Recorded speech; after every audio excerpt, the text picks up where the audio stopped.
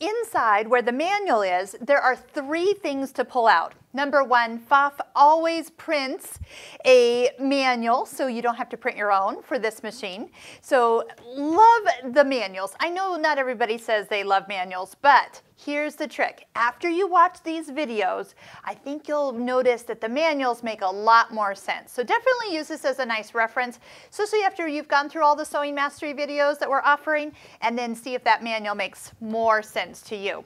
Next thing in here is your Pfaff warranty.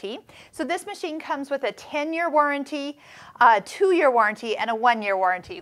So what does that mean? On the 10 years, that's just against any manufacturer default parts, where if something doesn't go right and should have, they'll take care of it. 2 years on on circuit boards. So plug this machine into a battery backup, not just a surge protector. Ask your local computer store what I'm talking about.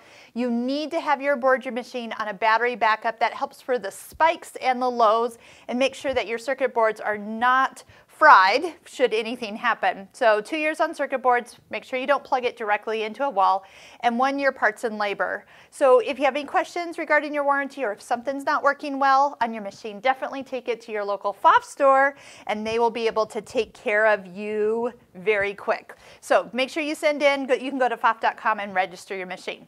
Now, the last thing that comes in here, and I had to cover up the code here because you have a great feature that comes with this machine. Doesn't come with any of the other Pfaff embroidery machines. It is an access code to the embroidery intro software. So you go to Pfaff's website and you download the free software. This product code unlocks a little bit more of the software, so you can do things like sizing and typing and lettering. Of course, the quick font is there, something I truly love. You can click over here to the quick font video and learn what that means.